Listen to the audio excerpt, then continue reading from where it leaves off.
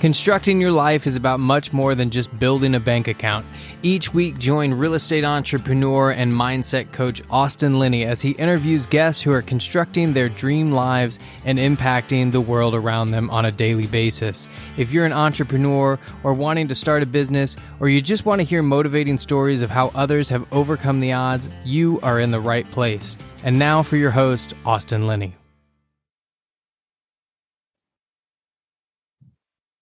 How you doing, everybody? This is Austin Linney. Welcome to Construct Your Life. I have Mr. Rob in the house. How are you doing, sir?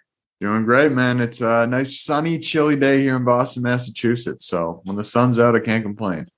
I love it, man. Are you one of those angry guys in Boston? Or are you like, have you been redeemed? No, I love it. Yeah. Well, I will comment to that real quick. I will say I was definitely a Boston road rage driver for quite some time. But I have redeemed myself on that a little bit. So true story. Are you a baseball fan or not? Not so much anymore. More of a basketball fan. So I actually have Shea Hildebrandt coming on the podcast next week, who hit the 18th inning home run for the Boston Red Sox to win them a playoff series. So yeah, I was like, I remember that game and there's something about that town. But, what I like to do with my guests is kind of let them tell their story and start where they want to, and we'll kind of see where it goes from there. Love it, man. Well, just a quick side comment. Shea Hildebrandt actually, before he got traded, lived about 10 minutes away from me in Norwell, Massachusetts, which was like the first time any celebrity ever moved there. And we were like, wow, this is crazy. Shea Hildebrandt. And then he got traded like 6 months later. So there's short-lived excitement, but so small world. But yeah, man. So for me, my journey begins about 10 and a half years ago. I was 17 years old, 28 now. And I had a pretty bad concussion. It was my second concussion. I was water skiing. It was a freak accident. My 17-year-old ego always liked to be the tough guy of the cousins. So, I'm going over these crazy waves, holding on to the water skis, and then getting to this moment. I was like, I should probably let go, but didn't. Long story short, skis flipped over the wave. Skis hit me under my eye, knocked me on the water. And it was about 5.5 months before I could do any sort of physical activity again. And at that point, I was a state swimmer. I played lacrosse. Pretty much identified as an athlete. And that was really my medicine, was movement. So not being able to do any sort of physical activity or competition for 5.5 months led me down to yoga. Somebody said, oh, have you ever tried yoga? And at that point, it was basically me and middle-aged moms at these yoga classes at the local YMCA. It was not as popular for young guys to be doing yoga back then. And that led me down the rabbit hole of meditation, psychology, neuroscience, and ended up working with as an intern or for two different holistic nutritionists, acupuncturists, massage therapists, Reiki, like just basically anybody that would allow me to work with them for a number of years, and graduated from UMass Amherst with a degree in sustainable food and farming, and really linking how the health of our soil and all that really works in with the human being, and kind of dispelling a lot of these common myths that we've fallen into in terms of what health is in terms of food systems. I know that there's a lot of misinformation out there, but really recognizing from the soil up how all this stuff affects us. And so 2018, I moved out to LA, worked with a startup company in the medical device industry, preventative screening tool, got the opportunity to travel across the country at least twice a month, going to all these trade shows, and got to speak to a lot of doctors in the functional medicine world, preventative medicine world, and really learned a lot over the course of that year. And that company didn't quite start up as much as we hoped it to. So moved back to Boston with about 10 grand in credit card debt, and basically said, hey, I'm ready to make a change, and started my business, Whole Health Connection, September 18th of 2018.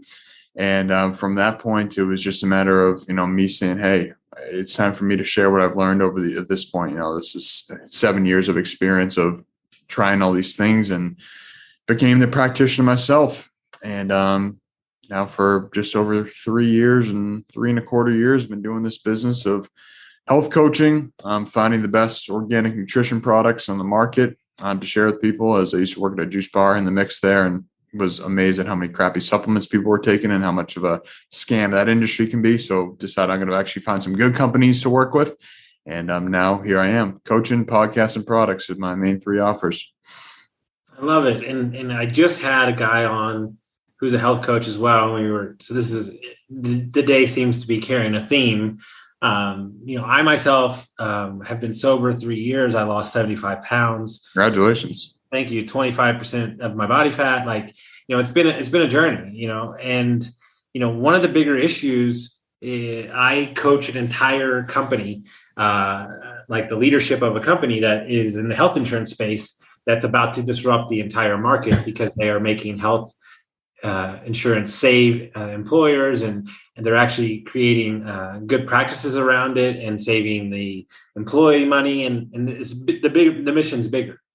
And when you start hearing from them some of the bullshit going on in the health insurance space, it makes my blood boil. Right. And it told me a stat that blew me the fuck away. There is more Americans that are prescribed 2 medicines than 0. Wow. Jeez, that's a fun fact. Not so fun fact. Because they're prescribed 2 because one's counteracting the side effects from the other. Right. Wow. Right. And so here's the rub. We spend all of our time in America paying and doing all these things for the after effect of the damage that we've already done. When are we going to wake up and start preventing it instead of dealing with it afterwards? 100%. And that's a big thing that got me into this, the field that I'm in now is recognizing, we need to get back to our roots. And that's what I call my coaching program, is return to your roots, teaching people the basics of health, looking at moving, thinking, breathing, nutrition, hydration, sleep. Those are the basics, 6 foundational principles. And then we look at growing our own food. If we're on video right now, I got my little indoor grow rack going on behind me, growing some nice chard and vegetables and, a lot of fun stuff there. But like you're saying, it's the prevention model that I think that our planet, we have to shift towards. We cannot sustain the rate that we're going right now with this Band-Aid approach. And so part of my goal is to help to paint the picture of it's not as difficult as we think to return to our roots and keep things simple. Because I think if there's this misconception, it's expensive to be healthy. It's difficult to be healthy. I can't afford that. I can't do that. I'm not, all these stories that we have accepted, but it doesn't need to be that difficult. And we can really make it simple if we want to. No, and I think that is my argument. All right. And so, my joke, everybody's like, okay, like, what program did you use to lose weight? What did you do this? What did you do that? And I'm like, it's this thing. It's this fucking crazy ass thing called 2 feet. And Yes. if you put them in shoes and you go that way, shit happens. It's the fucking craziest thing. But no, it's what diet am I using? What color are my shoes? Here's the fucking rub. This is the actual problem in America. We have decision fatigue. Definitely. You go to Starbucks and it's like, what are the 9 fucking milks that you want? Yes. Or you hear a report, eggs are good for you, eggs are bad for you, bacon's good for you. Nobody has any idea. And one of the things me and my girlfriend, because she's very health conscious when it comes to food, especially. I am somebody that eats good and I don't even know what the fuck to eat anymore. And I think we just overcomplicated the whole thing. 100%. That's what I've really appreciated working on a multitude of farms and seeing how farmers live. Farmers aren't worried about the studies of people saying, oh, you shouldn't eat eggs. And they say, oh, just eat egg whites. Oh, egg yolks are bad for you. Oh, actually, the whole egg is good for you. And it was funny. I saw on the same news channel 1 year apart. I forget which one it was, but it was saying there's a study. Eating 1 egg a day lowers your risk of diabetes by X%. Then a year later, eating 1 egg a day, increases your risk of heart attack. It's this dichotomy that we're so dependent on these scientific studies that we lost track of actually using ourselves as the testing mechanism. And I like to use myself as my own guinea pig. So if I use something and it works for me, that works for me. It doesn't matter what these scientific studies say. If eating 3 eggs a day works for me right now, that's my scientific study. I don't need some third party to tell me that. And then I can look at farmers. And what are they doing? They're eating what grows on their farm. Again, in a more of an organic, smaller farm, they're eating what grows on their farm. They're pretty healthy, happy people. So that's the type of model I want to follow, not the people that are taking this Band-Aid approach and are typically preaching something like health that they're not really embodying themselves. So I grew up and I was a chef and I sold wine for 20 years and I'm a master bartender. And some of the people, because I had to go had to. I got to go to Napa out a bunch and Burgundy and all these wine places, right? And I loved meeting the winemakers. And people are like, yeah, because they're winemakers. They're like, oh, highfalutin. No. These are farmers. These are farmers. And they'd never, I talked to this one property person, and she hadn't gone to the grocery store in 3 years. And here's how. Here's how. The owner of the place, she worked there. The owner of the place gave them 10 acres to plant whatever they wanted, fruits and vegetables. They traded the wine to get meat from the other farmers, and that's what they ate, was the fruits and vegetables, drank a little wine, and had the meat. And I'm like, that right there is all you need. And what really did it for me, and this is getting off on a side tangent, but when my girlfriend showed me the video on Gaia about water has memory. Yes. The secret life of water. That blew my brain out of the back of my body. That's really what opened Pandora's box for me. That's dude. That is one of my favorite documentaries. And I have the book right here, The Secret Life of Water by Masaru Emoto. Absolutely life-changing. I've shared that with a number of people. Whenever I'm talking about hydration, and sometimes people are like, oh, this is some of this stuff. This is woo-woo. This is, check it out. You got it. Like, I'm like, don't trust me. Trust the dude who dedicated his entire life to studying water and traveling the entire world, testing water, all these different places. Highly recommend that. No, it's crazy, right? Because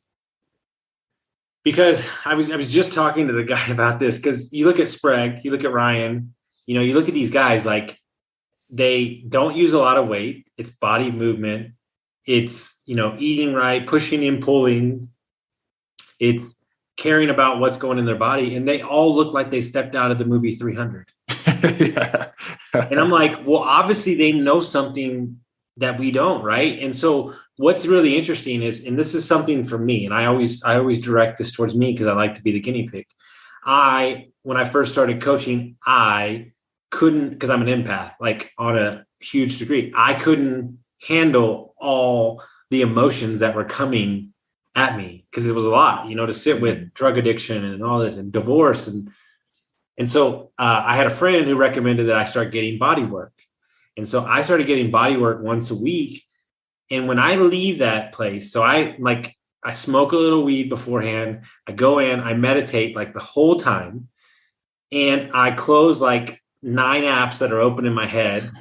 And I step out a different human. And I thought to myself, this is a real conversation I'm having with myself. This is kind of pricey. Like, should I be doing this? And then I said to myself, if you don't do this, you won't be a good coach. And so I have to, in order to be a good coach, I have to do this for myself, which is take care of myself, eat good, do this. And then my masseuse, who's a business guy as well, said that when he massages me in my office, he gets a lot of business ideas. Interesting. And so there's so much energy floating around in there. And that's when I was just like all in. I was like, okay, because I need to release those other people's intentions and their energy and stuff. And so here's my rub. And I know how much you take care of yourself. If I still feel bad sometimes, and I work out every day and drink water and eat good, then I have a theory that people aren't really assholes. I just don't think they feel good. I would 100% agree with that. We, like you were saying earlier, we have decision fatigue. We are so overstimulated. We're so stressed out, and we're so busy. This is a word that gets thrown around so much. And I was talking with, here's the deal. I'm trying to remove it from my vocabulary. Okay. So you're just beat me to the punch. I was just talking to Joel Cochran the other day, and I was telling him, busy is the word of 2021. 2022. I'm looking to remove from my vocabulary. Because when people ask me how my business is going, oh, how's business? Oh, it's good. It's busy. Yeah. I immediately get this feeling like it's like busy has this connotation. We don't want to do that. It's like something that we have to do, but I don't have to do I get to, like, this is the dream that I'm creating. It's not exactly where I want it to be yet. I'm working there, but this is the dream path that I'm on. And to say I'm busy doing this, it just doesn't align. And like you're saying, for me, if I'm going to be helping other people improve the quality of their lives, improve the quality of their health, their relationships, I need to be the walking example of that. I don't tell people, how to get jacked, because that's not the area of health that I am an expert in. I'm not telling people, oh, do this workout plan.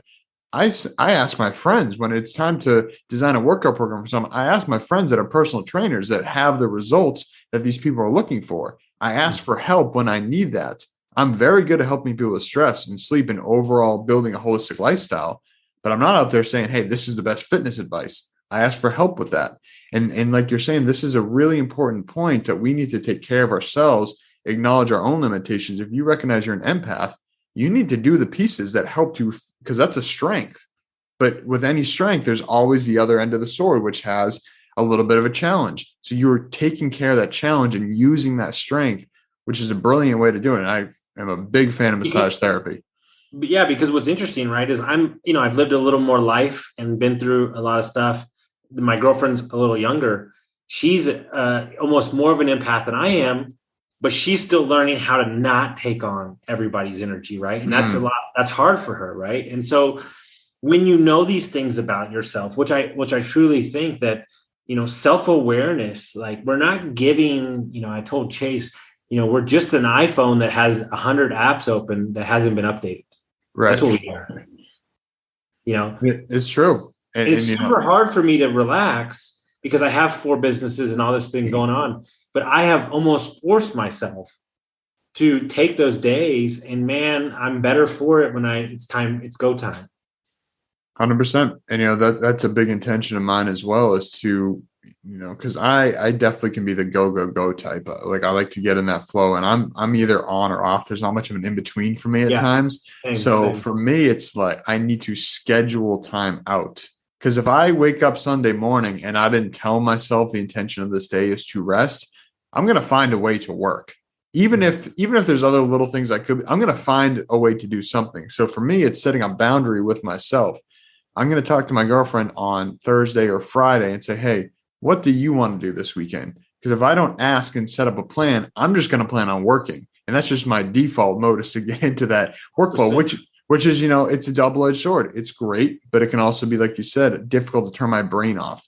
And that's where tools like massage therapy, for me, it's walking is a great tool. For me, it's taking, an Epsom salt bath a couple times a month can be really nice to relax the body. Little things that allow me to turn my brain off. And you mentioned cannabis as well. Great tool to shift that mindset. So sometimes we got to ask for some help from our little toys to give us some support. Yeah. And my thing is that there's 2 things in this world that find a place for it if you don't find a place for them: time and money. Really simple. And, I've seen it to the nth degree where high level entrepreneurs that I see schedule the time with their kids. And meaning that nobody knows, nobody has to wonder about when we're fitting it in. Everybody knows. And, I play some games with my schedule on purpose that people are very familiar with. And I found it to just be better because I can get rolling. Like, I have a good, 15-hour days, but that's only like twice a week. And then the rest of the time is kind of loose. And so that works for me. And maybe it doesn't work for everybody. But to get back to the health part, why don't you kind of give us some basic tips when it comes to like eating and stuff that people are just getting way wrong? Yeah, that's a loaded question. So I'll do my best to. Yeah, I know. Keep it simple. I kind of want to get. I wanted to give you the platitude to kind of let it go where it needs to go. Cool.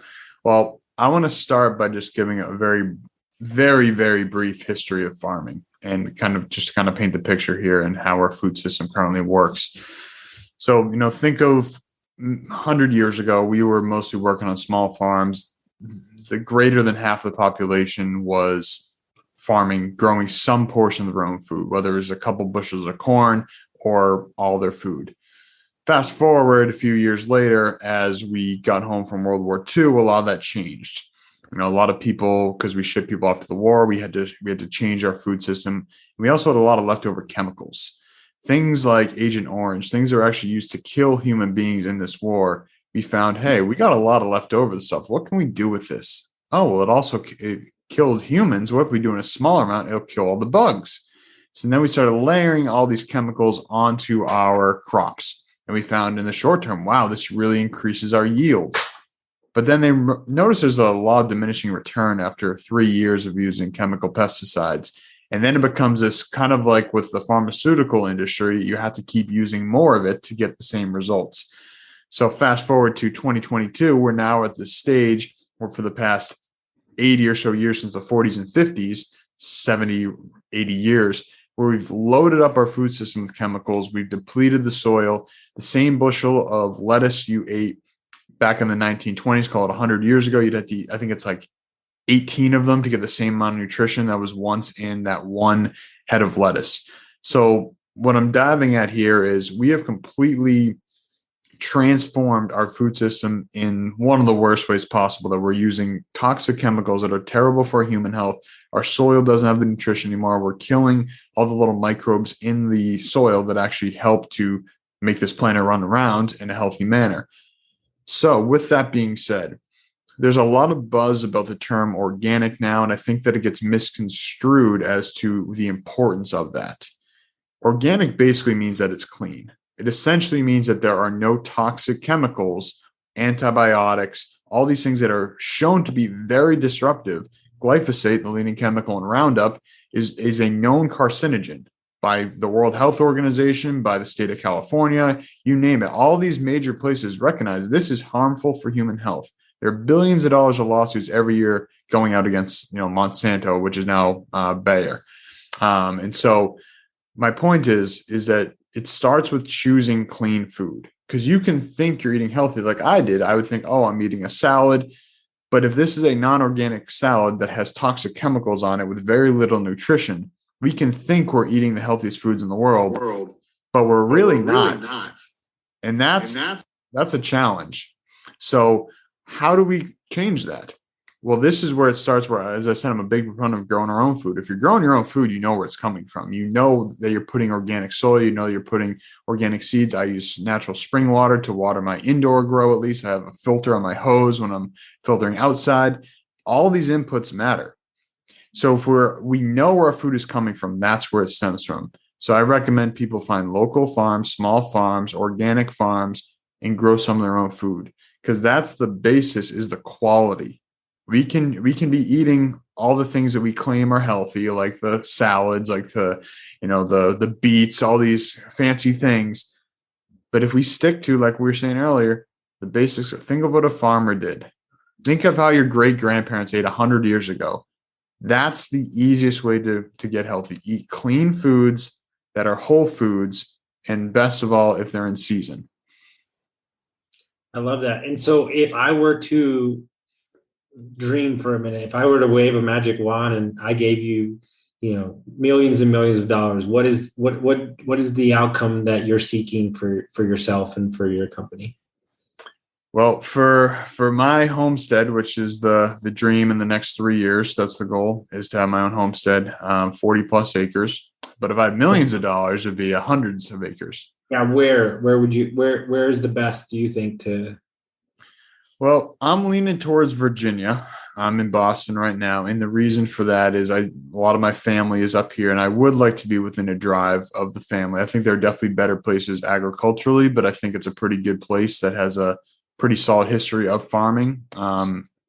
So I have something for you. And guys, I apologize if Rob's going to jump through the screen in about 2.5 seconds. But me and Dave were talking about his plan. And so just to lay out my plan, because I'm in real estate, it's what I do, is to have 5 40-plus acre, almost 150 acre places, create yurts, teepees, yoga retreats, mastermind retreats, and cabins. And then I want to all the food that we serve at the place, I want it to be coming from the land. And so I think that me, you and Dave need to sit down and have a conversation about, because what I want to do is I want to have people out on the weekends and I want to teach them what and they get to stay on and eat healthy and then learn how to do this at their own home. Well, you basically just described my dream as well. So as I was going to progress, what I was saying is that I also want to have a retreat center on my property, because, with Ice and Iron, as I was briefly telling you about, we do monthly events out here that are basically half-day retreats, or about 4-hour events We did a few retreats last year, but having the opportunity to have it on our place, like you're saying, with a yurt or a tiny home or something that everybody has their own little space. But we also have a communal space. We have places for animals to be animals. And one of my mentors, Joel Salatin, he's a fantastic regenerative farmer in Virginia. Polyface Farms is the name of his farm. Third generation farmer, doing a fantastic job. He says, we want to create an environment that a pig can express its pigness, a chicken can express its chickenness. And when we look at these factory farms where they're in these jail cells, that's not the natural environment for an animal. So I want to create an environment that it's not animals are separated in cages. They're free flowing together. So the goats are with the ducks are with the chickens, and every animal is able to interact like they would in nature. You don't see a row of deer and then a row of foxes and a row of birds in nature. They're all intermingling. And it's because of that intermingling that we have this diversity of bacteria, of these little microbes, of the transfer of soil, the transfer of seeds, all these things that make a complete ecosystem. So I want to create a holistic ecosystem that is sustainable for both wildlife, farming animals, growing crops, and humans. I actually have something to add on that. I could say the same as you said for the animals, for the humans. It would be nice for some humans to come out and act like humans. Yes, it would. There we go. Yeah, we need more of that. I'm saying, and I think one of the bigger issues, we just left Lake Tahoe. That was amazing. We're in Sedona right now. We have, with Netflix and cities and everything, we as humans have been disconnected to actually humanness, to like being outside and letting your dog run. Everything is fenced in. Everything is this. You only can do this. And, have you ever seen an animal when it's let out on a big piece of property? Like, I think that needs to be the same for humans. You're 100%. It's funny. I was thinking earlier because my sister recently moved to New York, and I was just thinking that is one of the last places I ever want to go to, first of all. But second of all, I was thinking, how unnatural is that system of New York City? They have no food very little food they're able to grow there. Everything has to be imported. There's constant stimulation. There's no quiet time at night. They call it the city that never sleeps. And it's so out of touch with the way that humans are designed to function. And like you're saying, for anybody listening, when was the last time you went camping or went on lived to go to a cabin in the woods for a weekend? I guarantee you had phenomenal sleep. You probably woke up refreshed. Even if you didn't sleep the same amount of hours, your sleep is probably a lot deeper. You're not exposed to electromagnetic frequencies. You're not exposed to all these different factors that are disrupting our natural human rhythm. And so, like you're saying, how can we get more in touch with that? And that's really what I'm working towards as well. How can I spend more time outside, not in this little digital box that we've created with our new lifestyle? How can I spend more time outside? How can I spend more time with people? More people. We live so isolated nowadays. How can I spend more time with animals? Most of us are, maybe we have a dog, and that's phenomenal. I wish I had my dog right now. I'm going to visit my parents' dog, who I grew up with, next week, so that'll be nice. But how can we re-engage with nature? And again, keeping it simple, but I think it starts I think by re-engaging with nature, we're re-engaging with ourselves. 100%. It's a mirror. Mm-hmm. And I think I'm a business consultant, so I can't go too woo woo on stuff all the time. I gotta get clients. But what I'm saying is, the farther that you dig into this and understand that what you're doing, right? Meaning like taking care of yourself and eating something good, like it's going to show up in your attitude. And, there is some people that believe, and it's very proven, and I haven't gone down this rabbit hole, but like you have to eat for like your Ayurvedic diet. You have to eat for like that's how far this can go down the rabbit hole. But we're not doing any of those things. We're getting the big box thing from the big box store, and we're doing this, and we're eating. And look, I was a drinker, and I'm just as guilty as slamming Taco Bell and Whataburger. But I was miserable. I felt like shit. And what's crazy is when I met my girlfriend, I started realizing how even what I thought was healthy eating was shitty too. And so now we've entered this whole nother realm, right? And so, what is your, to wrap it up here, what is your best piece of advice for somebody that just wants to change one thing, that just not make it overcomplicated, but just start this process? It's a decision. That's the one thing. You have to make a decision. If you don't own the decision that you're making, saying that I am creating this result, I am becoming this person, you can talk about it all day. We're recording this on January 12th, 2022. At this point, I believe it's around 50% of people have already fallen off track with their New Year's resolutions. Of course. About a week later, I think it's 80%, and the number just basically gets up until it's like 95%. I think the number is something like that after like a month. So my point in sharing that is most of us don't make a decision to change. We say, oh, it would be nice if maybe one day I'll make the change. Or they have a story, I can't lose weight. They don't own the fact that they're changing. So I think it starts with making a decision and then taking small, consistent actions every single day to get closer to that. And that action could be going for a 10-minute walk. It could be putting down your phone and just being with yourself, which is a foreign concept these days, for 5 minutes. Just existing in your own humanity for 5 minutes. But making a decision and taking one step towards that goal every single day, no matter how big or small it is, no matter if you feel like doing it or not. And that could be taking a rest day, but moving towards that goal step by step every single day. I love that. It's perfect. Rewind that last bit. If people want to find out about what you got going on and what you're doing, how would they do that? Yeah, best place for me is my Instagram, Whole Health Connections, or my website, wholehealthconnects.com. I'm also really putting a lot of time and energy into YouTube this year, so I'd love people to check that out. Whole Health Connections is the YouTube channel. So Instagram at Whole Health Connections, my website, wholehealthconnects.com, and then YouTube, Whole Health Connections. Wonderful. Guys, if you got some value from this, send it to your friends, share it with somebody that'll enjoy it, and we'll see you next time. Thanks, Austin.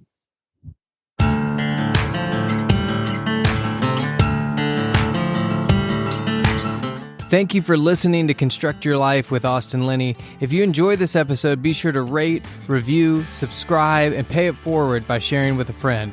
Most importantly, take this opportunity to start constructing your life by taking immediate action on what you learned. For show notes, resources, and more information on one-on-one coaching with Austin, visit constructyourlifepodcast.com.